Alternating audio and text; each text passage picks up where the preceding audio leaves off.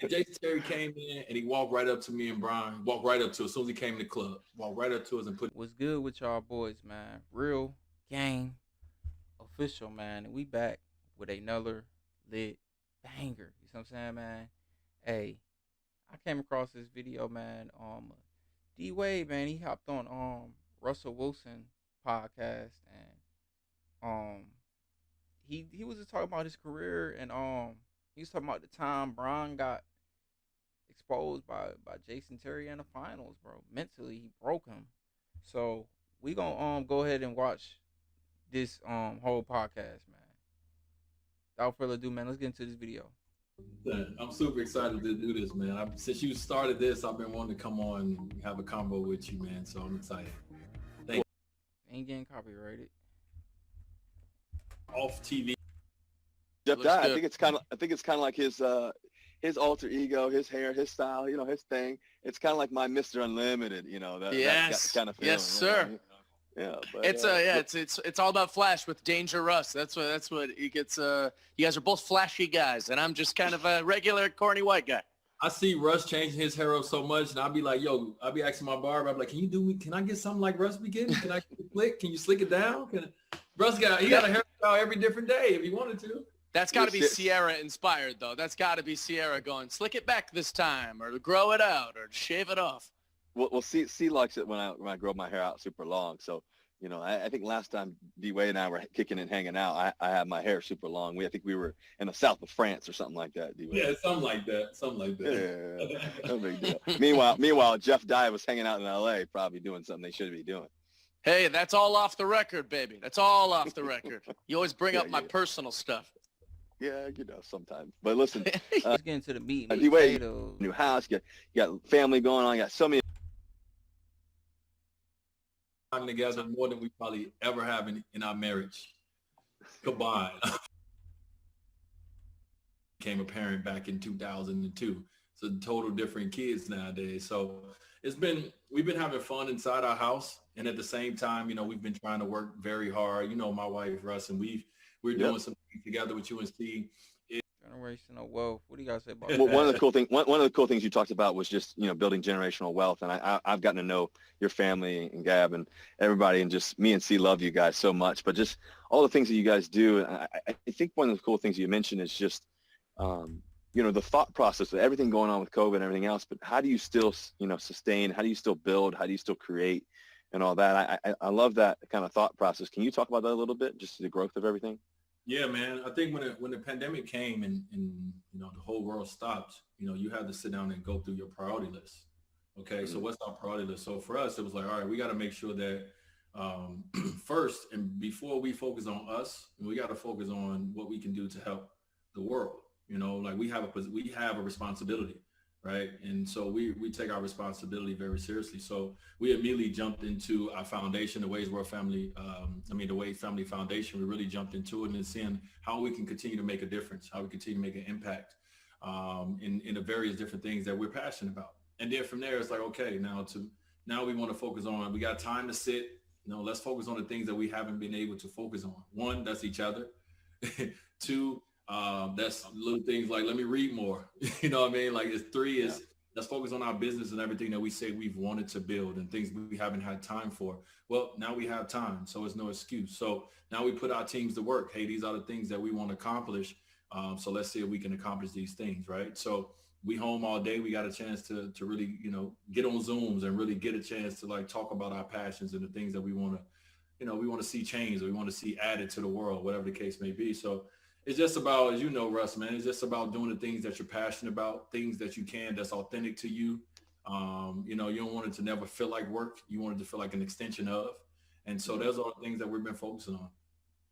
Well, no, I love that about you, man, because you guys both are the coolest power couple out there, just because you guys do so many amazing things, together. And I love that about you guys. And you guys really inspire, honestly, me and Sierra and our marriage and our relationship, because we like really doing things together. And it seems like you and I'm loving this space now that I get to talk about the game, because now I talk and I think I talk way better than I really were. Like I talk like the older guys used to talk. Like, you know what I mean? Like when I talk to my kids, I'm like, what I used to do?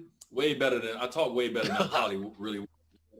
But I'm enjoying now being that guy that can sit back and like, have the relationship with players and like not feel, I don't feel anything like, I don't feel any jealousy in my heart about anything. You know what I mean? I just feel like I just want to be there. If a player reach out to me, I want to be there to give them whatever tutelage I can, whatever knowledge I can from everything that I learned. I'm able to root for all players, another team. It's just, I feel so different now. I'm able to enjoy the game as a fan for the first time in a long time. And I gave 16 years and my body is feeling it. Definitely. I gave 16 years. My body's letting me know, hey, we gave 16 years. So I'm just enjoying now being able to look at my accomplishments and say you did a great job with, with the time you had in there. But now looking and seeing how I can continue to grow in being a mentor or continue to grow in the basketball space differently now than from a basketball playing on the court standpoint. So it's actually funner on this side if you feel that you've accomplished everything that you need to accomplish in the sport that you played. And I feel like I did.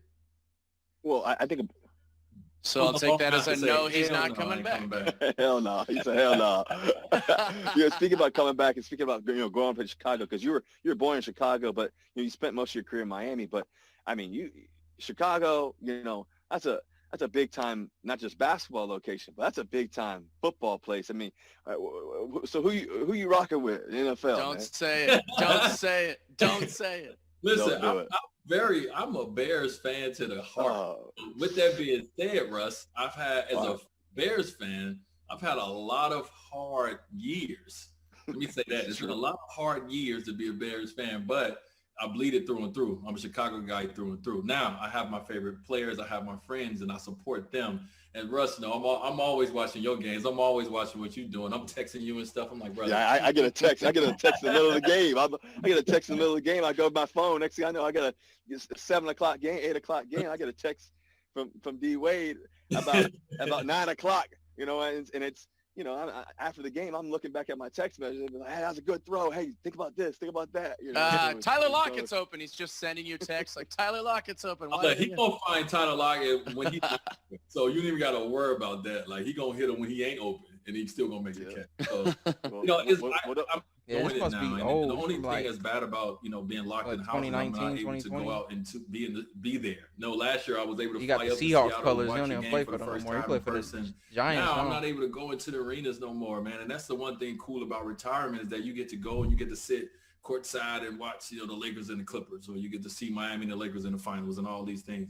Not being able to experience that is like, dang, that was one of the reasons I was excited to retire. So that has sucked a little bit. Well, that's a fascinating thing to think about. And Jeff, I'm going to take this one-on-one with Miami. He's going to come back in and join us soon. But this is a good spot to leave. He said he liked the Bears. Yeah, they got really? Unreal. Unreal.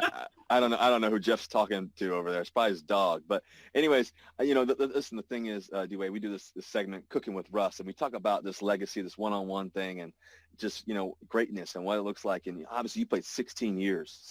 And I think all of our Danger Talk fans and all your fans and everything else, they want to know, going from, obviously you mentioned playing 16 years. And for me, I'm fascinated about this because for me, I want to play 20 years in the NFL and, and play this game for a long time.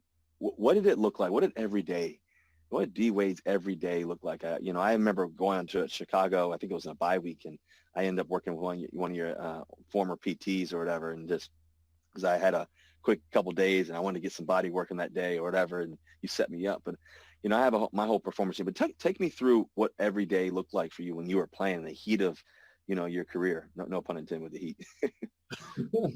As obviously it changes as you get older in the game, and I think when I was younger, I thought I did good, Russ, at listening to the veteran guys, but I wish I would have did a better job. Because their whole mentality about taking care of your body was the realest. That's the best information that anybody can give you is, listen, young fella, take care of your body. Now, what does that mean, right? Take care of your body. Yep. So as I got older, I started to learn my body more. I started putting myself around trainers and people who can explain to me about my body. And, I've dealt with knee injuries since college. My meniscus was taken out at 18, 19 years old. And so I've always knew I was going to have a problem, in that area. But to be able to come in with no meniscus and play 16 years and have the career I had, I mean, I did a good job of taking care of my body. So really finding the right person. My chef was someone that was important to make sure that I got the right food in my system to perform the way I need to, make sure I have, as you got to have, I have my own personal PT outside of what the team PT, because the team has in basketball, all the players, the 15 players in football. Jesus Christ, how many players that these PTs have to see. The massage therapist at the team, they have to see a lot of people. So I have my own personal ones at home that I would call and come over my house and set up. I had a whole area that had Normatec for game readies, a cryo machine. Like I had everything at the crib because I wanted to be able to walk away from the game when I was ready. And so Got my to when you playing days sports, consist your of, body, your business. as I got older, my days consist of more body work than basketball work. When I was younger, it was more basketball work than body work. I was on the court all the time. So it just kind of flopped as I got a little older, but that's why I was able to play so long, because I was able to just realize that and understand that I needed to do a better job of understanding my body before I can say I'm going to take care of my body. And I did that. Well, I think that's a big thing to me because, it's changed my career and it allows me to be 100% every week, or at least the 100% I could be that day. And, I think that, football, we're taking hits all the time, but you guys are playing every night, every other night. It's travel, flying here, flying there, and just 16 years of it, as many 90 plus games you guys are playing, counting playoffs and all that, plus more, maybe even, and then you think about, times that by, 16 years, that's a lot of ball. And I think about, people understand, I think one of the things with athletes is that we have fans, we have people who adore us and love us and all that, but people don't understand how hard it is, not just to be good, but to be great. My former quarterback coach, Tater, he used to always say, man, there's a lot of great quarterbacks, that can make it into the NFL and this and that. But he always say, you have to be really, really, really, really good just to suck. He'd always say, we always laugh. We always laugh.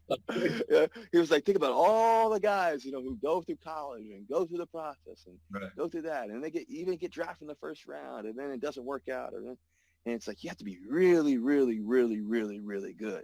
He'd say, just to suck. And it was like, it always made me laugh because he'd always talk about this process of getting ready, the preparation, the things, but also still being relaxed and still being calm and still being able to take it all in and still be a leader and still be, to be honest with you, try to be a superstar and how do you handle all that? And I think the first thing is the prep, the mental side of the game, the mental side, but also the body preparation it takes to just prepare and to perform. It's like a Formula One race car.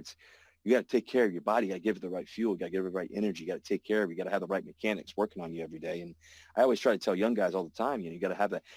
I go back to when I was younger. I just got named starter. We had just played the Kansas City Chiefs. It was my third preseason game, and they had asked me. Coach Carroll actually told me, he said, "Listen, you're going to be our franchise quarterback. You're going to be the guy." And I was ecstatic. I started thinking about my dad. My dad was, no longer living with us. He was up in heaven somewhere, and I was thinking about him. And I'm in the hot tub, and there was only one other guy with me at the time. It was this guy named Leon Washington, one of the best kickoff returners in NFL history, and he was a smaller guy. He was so fast, lightning quick, man. I had watched him at practice every day during training camp, and I watched this guy my rookie year, and he would go full speed every freaking rep. He would run 100 yards, one end to the other end every day, every rep, every kickoff. And it was fascinating to watch. And I always asked him, I said, hey, you got any advice for me? He said, let me ask you this, pup. He said, how many massages do you get a week? I said, how many massages I get a week? I said, I get like one, maybe two, depending on how sore I am. Right. He said, okay, I'm gonna need you to make that 3 at least a week. I said, 3? Man, I'm on rookie salary, though. What you mean 3? Mm-hmm. He goes, listen, let me tell you why. Mm-hmm. I said, how much do the massages cost? I said, let's just say it's about $100. I said, okay, cool. $100. I said, 3 massages a week. How much does that cost a week? I said, well, $300. Then he goes, okay, times that by 10 weeks. How much is that? I said, well, okay, that's $3,000. Okay, cool. All right, so we're going to play 20 weeks to go to the Super Bowl. You understand that, right? Mm-hmm. So how much is that? I said, well, $6,000. He said, okay, cool. Well, let me tell you something, bro. So that's $6,000 for me turned into $6 million. That's $6,000 for you. That's going to turn to $60 million for you one day. And I was like, ding, ding, ding, ding, ding. and that's when the light went off. I started really developing myself in terms of how I took care of my body pre-practice, post-practice, throughout the season, and there are no such things as off days. And I know for basketball, you had so many days of preparing, but what about the mental side for you? Because I think a lot of guys struggle with the mental side nowadays, but you talked about the physical preparation, but what about the mental preparation that it took to be the best in the world? Yeah, I mean, I think my mental, I mean, that's probably why I became one of the best to play the game, more so than the physical. My mental ability to play the game, and also to understand. At some point, basketball is going to become a business, so you need to understand the business side, right? So so for me, what I tried to do when I came in is and my coach Tom Crean at Marquette always told me this. He always said, "Listen, he always asked me what was I great at." And he's like, what are you great at? What are you great at? You know, like, don't be good at everything. Be great at something. I want you to be at least great at one thing. So mentally, I knew my strengths. I knew my strength was my ability to get past defenders because I had a quick first step and I was explosive. Like, I knew that. So I knew my strength was my ability to be able to draw defenders to me because I'm going to get in that paint, right? Mm-hmm. So when I came in my rookie year, the only thing I was focusing on was what I was great at. And then as it went on now, and I started getting more attention, I started getting this, and now mentally things can play a trick on you, right? You know what I mean? It's like you start getting money, you start getting fame, I'm playing with Shaq, I'm playing with LeBron eventually, I'm playing with all these guys. And mentally for me, I had to always take myself back to the person who first started playing the game. You know what I mean? From the standpoint of the work that I was willing to put in, never letting my endorsements or never letting even my family at times, never letting them get in the way of the process of the work that I needed to put in. And also too, the work I need to put in on the film I watch. You know what I'm saying? Like, how much am I going to know about my opponents? How much am I going to know about my game? You know what I mean? Like, a lot of people don't know their own games. That's why most people who you was like, oh, he could be great. It's because he don't know his game. You know, right? So mentally, I had to lock in on my game. I had to lock in on my opponent's game. I had to lock in on the business side of basketball. So all these things that challenge you mentally that people don't even think about before you even take one snap or before the jump ball goes up that I have to focus on. And so the mental part of it, man, is one of the most challenging, but one of the most important parts of greatness for an athlete. Well, I think it's probably the significant part, because once you get to a certain level, you know, everybody can play a little bit, can move, jump, shoot, throw, whatever. But the mental part is the part that, you know, I always talk about being neutral mindset, not being too high, not being too low, being able to be even keel in the midst of it all. You know, always talk about neutrality. But it's one of those things that I think that we don't prepare enough for, you know, as players, as people, just as trying to be elite, is the thought process that it takes to, one, have the consistency. You know, me and Bobby Wagner always talk about this idea of don't get bored, consistency. You have to get so obsessed with doing it consistently over and over again, even when it gets tough, even when it's challenging, even when life's challenging, even when we got other things at home going on and everything else. And I think also too, there's this connection between life, how we grew up, things we've seen, things we've had to go through, all the different things that we've had to do to be ultimately prepared for the type of career that you've had. And so I think about, you know, going back, you know, I want to go back to you growing up in Chicago, because to me, you know, what was it like for you growing up in Chicago and that whole process of that? I mean, you know what, like I look at that experience as my experience of growing up in the inner city of Chicago. I mean, I got a similar story to most athletes. And once we got it's time. Man, God gave me another chance, and he gave me and so, you know, you've the trophy up, like Lombardi trophy, but take me back to the first NBA championship. You guys started down. You guys were come like up, y'all. 0-2, right? Like, yeah. And so like just the overcoming part of it and how you guys got there and that nature of winning. How'd you guys get back to that? You know what, man? So the year before we won a championship was Shaq's first year in Miami. Mm-hmm. I got traded from the Lakers. And we, like, immediately I knew that when Shaq came, I was like, all right, we got to compete for a championship. That means that 16 points a game and those 4 assists and all that I averaged the year before, that's not going to get it done. So I had to take up my mental had to go to another level. Obviously, my ability, my talent, and whatever I was afraid of that was holding me back from getting there had to go to another level.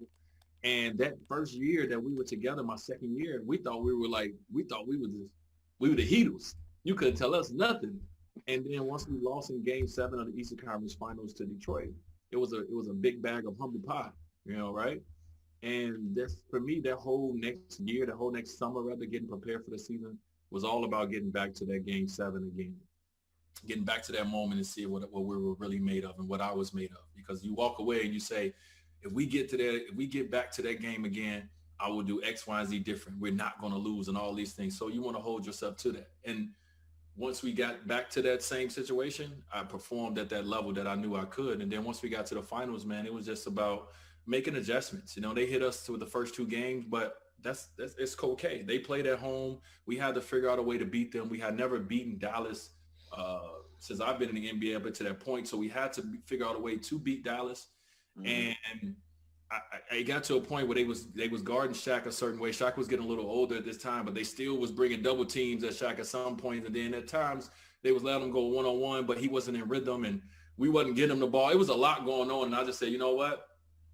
It's time. If I'm going to do this, if I'm going to get this trophy that I've always seen, I seen Michael Jordan in the Bulls in the locker rooms with the cigars, with the champagne. And I was like, I want that feeling. If I'm going to get that feeling, I got to get it now. And I got to go out and give everything I can. And that's what I did, man. I put on for my city. I put in that Chicago mindset, and I put my head down. I closed my ears to the noise, and I just performed at the level that I always knew I could. And to be able to do that and watch my teammates come along, and the Gary Paytons of the world, and the Antoine Walkers, and the Alonzo Mourneys, and for them to get their first championship and know that I was a big part of that. I think it was a great feeling. With the Lakers. As you said, you remember everything about that day and that night. I remember everything about that day, the day before, that night, the next. Gary Payton and them was with the Lakers. It was with Kobe and Shaq. So let's not forget about that. And I believe maybe they had Sam Cassell on the Heat, or I might be tripping.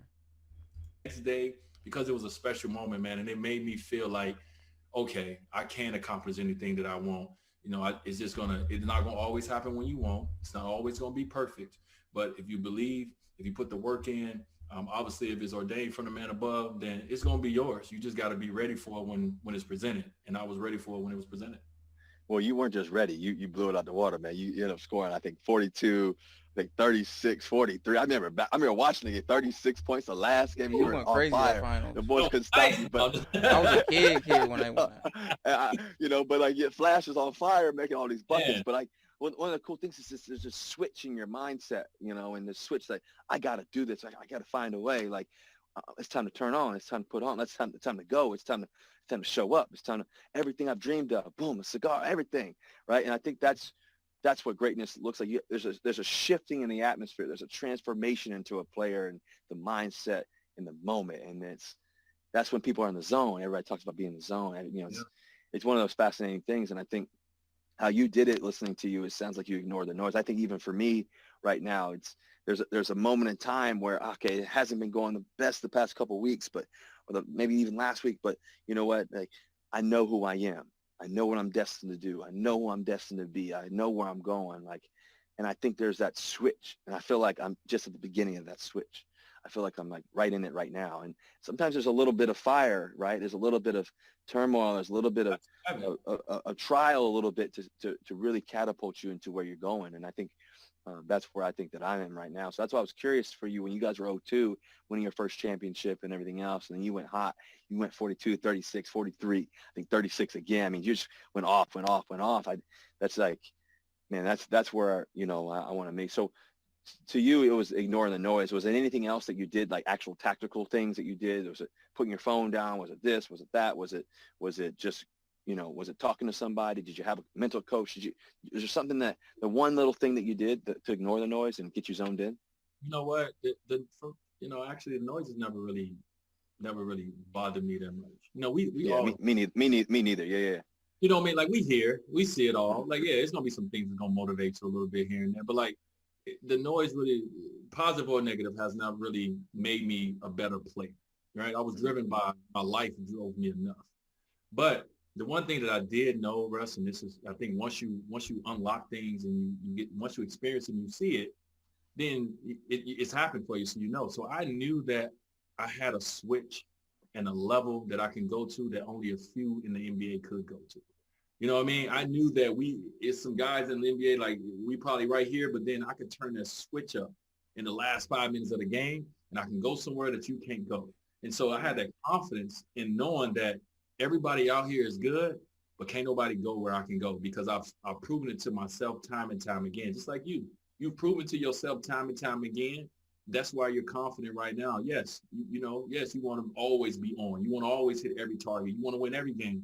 That's not the nature of life. But you've proven to yourself time and time again that you can do it. And everybody around you believe in you because they've watched you do it. So I think people they didn't know I could win a championship, but they knew what I was capable of. So everybody around me had the confidence just to say, here, lead us. And I had Hall of Famers around me, and I was 24 years old, and they just gave me the reins and said, lead me. That's all the confidence I need. You know what I'm saying? Yeah. So outside of making sure that I stayed to the principles of, let me make sure that I always watch film. It's a series. We're in a 7-game series. All right. I need to see what he did the first 2 games because I know if it worked for him, if this has worked for him in these first 2 games, he's coming back to it in game 3. So I need to be able to take this away. All right. I need to be able to see in this series, Jerry Stackhouse went left 76% of the time. Now I know first 2 games, so all these things when it comes to tactical, you need to know these things. Like for all the young athletes out there, you can't just show up and play and think you're going to be great. You have to get into the mental side of it. You have to get into the numbers a little bit as well. So you know your opponent inside and out. So when it comes down to that last moment in the game where you got to stop a play, you know what plays they go to because they always go to these plays. They got 4 plays they go to. You already know. So you come out of timeout with 1 second left, like, okay, they need a bucket. This is what they normally go to. And now I can take that away. So, yes, tapped into the mental side of it for sure. And that's why you put the mental with the physical and they both line up together at the same time, then you get Finals MVP, you know what I mean, from 4 games straight. Well, I think that's part of staying the course too that we talked about earlier. It's this idea of being in the zone, being there, and everything else. So, you also talked about playing with Hall of Famers and some of the guys you gotten to play with. And I go back to that 2008 Olympic gold medal redeem team. Man, that team was amazing. Obviously there was a bronze medal I think in 2004, but you guys. It was basically it was gold or failure, right? And so that whole process, that whole process for you guys, what was it like being a part of that team? I think about some of those team members that you had. You had Kobe Bryant, he was a team captain. I think you had LeBron, you had Melo, you had CP3, you had Jason Kidd, Dwight. I think you had Chris Bosh too, as well. So you're playing with some of the best guys that ever played this game. But take me back to some of those moments and just what made that team so special. You know what, like you said, and as you mentioned, in 2004, we won bronze. And so at that moment for us, everybody wanted to play in the NBA, right? Everybody's goal is to make it to the NBA. We're the top. And so for us to be the best, one of my favorite things about, I got so many, but one of my favorite things about that experience with Kobe is so I was coming off the bench. And Cole came to me as he knew I was coming off the bench. And he said, hey, D, when you get in, because we're going to be playing together, he was like, this is what I'm going to do. I'm going to pick up the defender 94 feet. I'm going to harass him. I'm going to turn him. I'm going to turn him. I'm going to turn him. And once they get to half court, I turned them enough. I want you to, because Cole knew I was fast. He knew I was quick. And so he was like, I want you to shoot at him, you know what I mean? Like to come and trap or to come and get a steal. But for me, I looked at that. I'm like, I'm the younger guy. I'm the least accomplished guy in this group. I should be the one that you say. He should have told me, D, you go pressure, and I'm going to do that. But his mindset wasn't that way. His mindset was, listen, all Kobe cared about was defense. When he knew that me and he was going to play together, he was like, I don't care about the leader. Offense. I just know that we're 2 dogs. One of the things we looked at Bron to do, it's going to be number 10 and number 9 on each side of the floor, and defensively, we're going to be dogs. And so to be able to play with a guy who had everything offensively, who could have just demanded us to give him the ball every time down, was worried about defense in the Olympics. Come on, bro. What am I going to do? I'm going to follow suit and follow the leader. Amazing. And so that was one of my favorite things when he came to me and he said that. Like, I didn't care about starting them. All I cared about was my moments when I got a chance to get on that court with Cole because I knew what it was going to go down.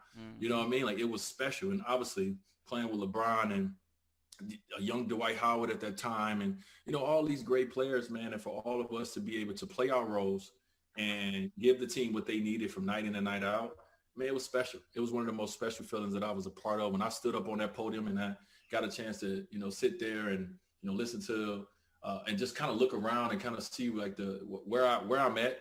A couple years ago, I was in the inner city of Chicago. Right now, I'm in China on the biggest stage in the world, winning the gold medal next to Kobe Bryant. Like, you know what I mean? Like, I'm 9, he's 10. So Imagine both of us putting our head down at the same time. I'm like, how did I get here? And it's just, man, just appreciating the journey, man. And it was special. So now that Kobe's not around anymore, man, and we don't got a chance, we don't get, all three of us don't get a chance to chop it up and talk about these moments. They become even more special because you know that those moments are not coming back anymore. But I have them, and I'm able to tell the stories, and it enriched my life so much.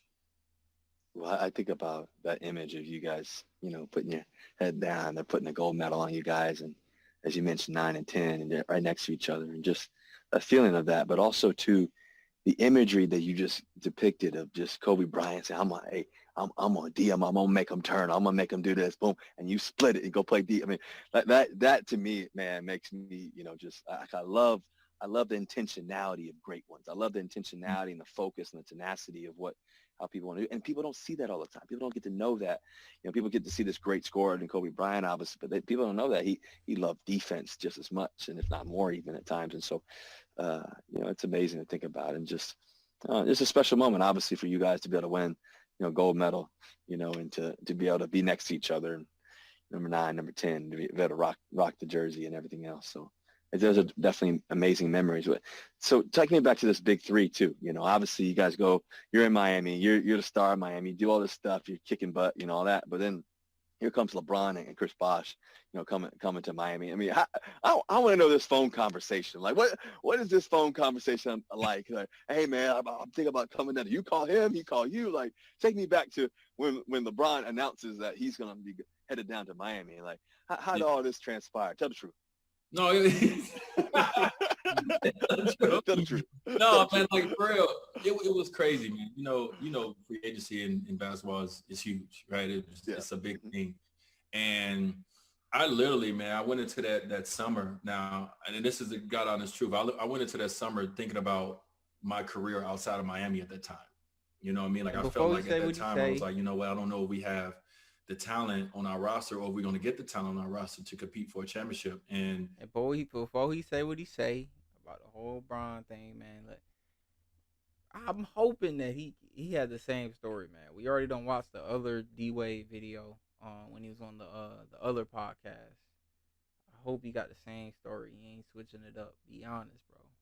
Be honest. If it's the truth, your story not gonna change for real. It's gonna say the same. That's all I want to do. And how old are you at this time? How old are you at this point? At this point, this 2010, so I'm 28. I'm 20. In 2006, in 2008, I was 26 in the Olympics, so I'm 28 now. And I know that I've dealt with some injuries. I've had a few surgeries at this point. I know that, even though I'm in my prime and I'm still one of the baddest boys out there, I know that this doesn't last forever. And so my mentality was, I'm tired of losing the first round. I want to get back to competing for real, like we did in 2006, getting that chance to go to the finals. So I went into that summer with a different mindset. I didn't go into that summer thinking like, oh, I'm going to just get all my money and go. I went to that summer thinking like, I want to win a championship. And of course I want to get a big payday, but that's what it was about. So I actually, bro, I was looking at Chicago real tough, no lie, because that was my hometown. They had a young D Rose at the time. They had Luv Yall, they had Joe King, they had all these good ties, gifts. They had like these good players that I felt like, man, I know what I can bring to them. And also I know they got money to go get somebody else. So this may be a good situation. And so that my mentality was either Chicago or Miami, because I knew Miami. And I go down to my agent's office and I'm sitting down with him, and he tells me about this call that he had with LeBron's agent, Leon Rose, who is now the president of the New York Knicks, just about the contracts and about, just about what the Miami Heat has said that they can do and what other teams are saying they can do. And at that time, it was every team was saying that they can clear enough money to bring in 2 star players. That was the whole thing. We can bring in 2 max star players. So we can clear enough money. Him, D Rose, and Bron. That would have been a nice triple threat. Maybe D Rose wouldn't have got hurt because he wouldn't have had the ball like that. He would have had to share the ball. But y'all know how we feel about super teams, man. It ain't fair. But I'm just saying, just imagine. What y'all think? They would have won more than 2? Let me know in the comment section. Even though the Looney Tunes should be banned, it shouldn't be allowed. And then the Heat came along and said, we can clear enough money to bring 3-star players in. And that right there changed the game, because that was the moment where we was like, well, hold on. 3 players? So when me and Brian gets on the phone, me and Brian are friends. We always talk anyway. We get on the phone, and Brian's, what you thinking? What you thinking? And we both talk about what we thinking. And one thing we've seen is that, we had some similar teams that we were interested in. We both was interested in Chicago. We both was interested in the Knicks. We both was interested in the Brooklyn Nets, eventually what their name became. I think why they didn't go to the Chicago, though, before he answered it, I feel like it would have been too much pressure, especially for Bron. You going to the team that Jordan played for, bro? You bet not lose, bro. You bet not lose, bro, and ever try to compare if you lose in Chicago, like how you lost to Miami. I feel like that's why they didn't team up in Chicago, and Bron ain't wanting to go to Chicago. It was too much. He was gonna have to go fight through and achieve, because he obviously wanted to be compared at that moment to Jordan and be considered better than Kobe and he had to get them rings to do that. And before he even went to Miami, he was admitting it on interviews. Kobe's better right now. He's better. He the better player. This is when Bron was winning all them MVPs. All of this is documented. Y'all want to skip this video and go watch that real quick? Go see that when he said Kobe was better. He wasn't going to go to Chicago just because of what I just said. I'm glad D-Wade brought it up, though. Some common interest in that. And then the Miami Heat thing came out of nowhere, and that became that sparked our interest. And so the conversation started from the organizations letting us know, hey, we can bring in multiple guys. And that's when we started to decide, oh, man, I think we can play together. You know what I mean? Like, we don't know where it's going to be. I think we can play together. And once the Heat said they can bring in 3 guys, now we like, man, like we can play together and we can bring somebody else. Yeah. And so it just kind of like, it wasn't something that was planned. It was something that just kind of like worked itself out. And then once we just got together, man, it was like, hey, we got an opportunity not only to play together, but we got an opportunity to kind of change put the power in the player's hand. We knew that.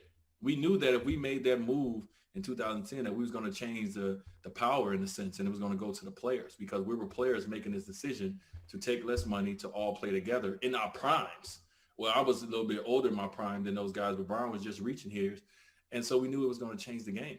And so to be able to be young guys, young black guys in that room and be able to make that decision together was powerful. And it was important for now what's going on in the league. Players get to decide their future and their fate, where they want to go. And I love that. Well, it's amazing because you guys were obviously, I think you 3 were all top 5 picks, in the 2003 draft, I think it was.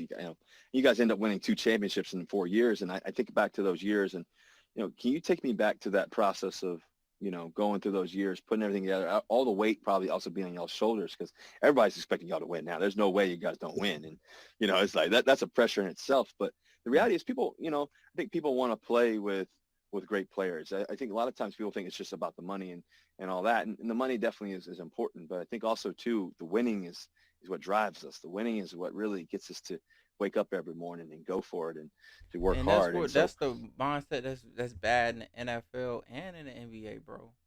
You shouldn't do it. That's both of the reasons you shouldn't do it. You shouldn't do it for the money. You shouldn't do it to play with other great players. What you should do it is, the only reason is because you love the game and you want to be the best and you want to win. And you should be able to do that and with a team of your choice, or a team that your owners, your GMs build around you. That's the old testament, the old school way, bro. That's what all of the old greats did, bro. Come on now.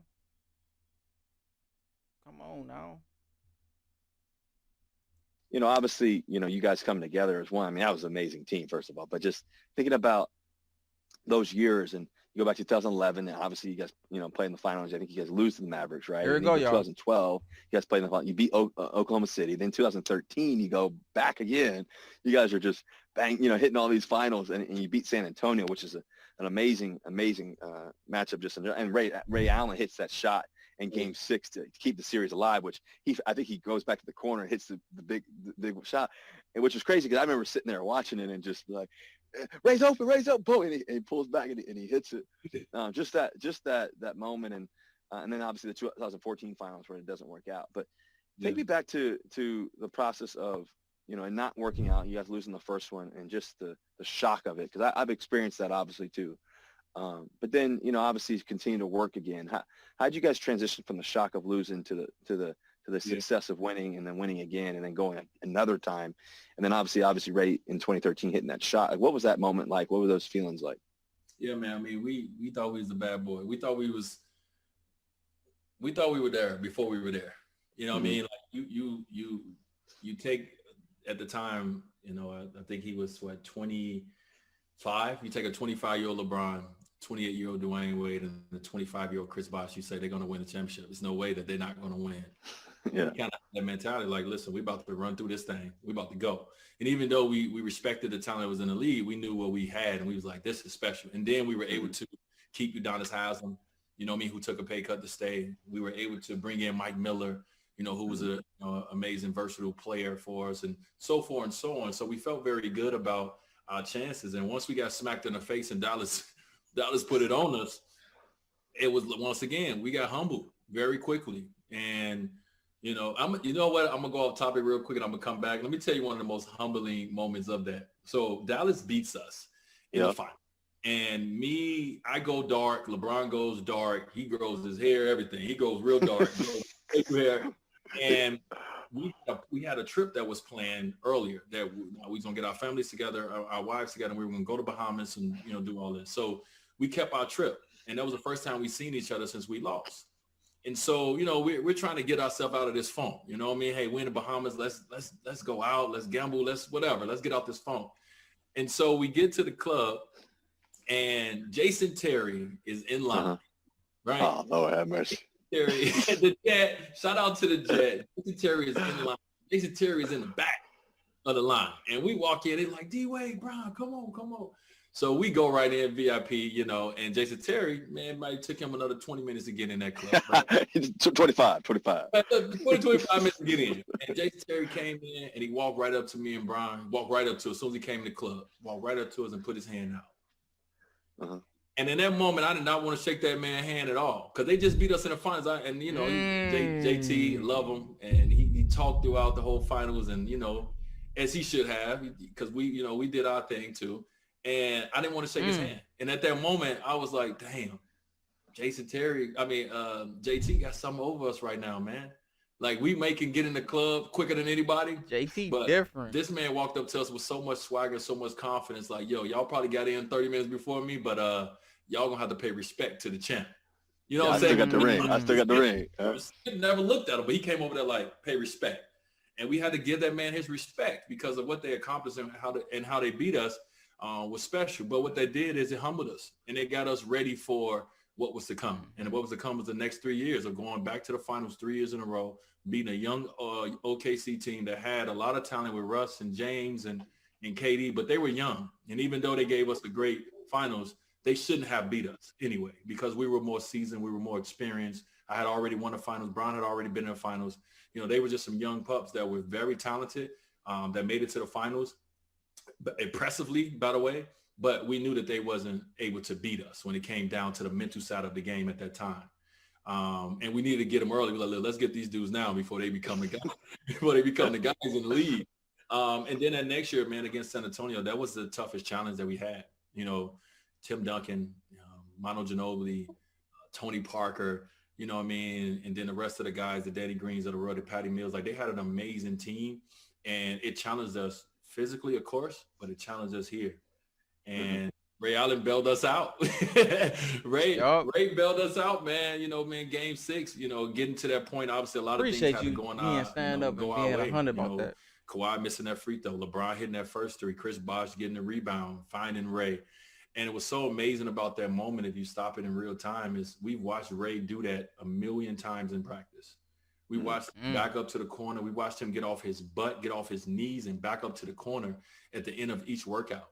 And so to see him in that moment when Chris got the rebound and you looked and you seen that it was Ray Allen that he was about to give the ball to, you just felt a calm and a peace that he was going to make the shot. And once he made it, I was like, now we're going to win the finals. I really felt that. Even though it wasn't over, I felt now we're going to win this final.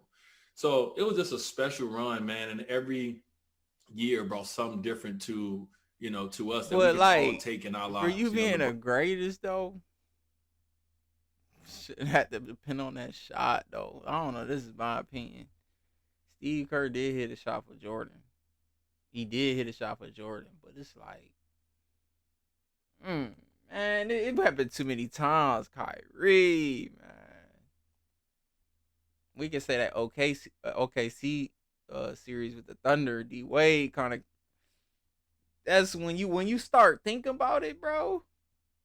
And you start watching it, you can't really like the value of them rings ain't the same as Jordan's. Cause Jordan's he did most of the work to get his rings, bro. He ain't really had nobody bail him out like that. I'm just saying. LeBron is still using it in basketball. He's taking what we learned and he's giving it to the Lakers. He's giving it to AD. He's giving it to those guys. And I'm using mine in my in my business life now. Chris Bosh is doing the same, and so forth and so on, man. So it was a special run by a special team that will go down in history, in the NBA. Well, it's one. All right, y'all. That's what y'all came here for, man. That's what I came here for, man. To show y'all that, and for me to really see what he was talking about, man. I had seen like a little clip on it. I ain't gonna lie, but I wanted to fully see like the context behind why he brought up Jason Terry pressing Braun and him in the club after they won. But hope y'all enjoyed the video. If y'all did, make sure y'all like, share, subscribe. If y'all are new to the channel, man, until the next video, I'm out.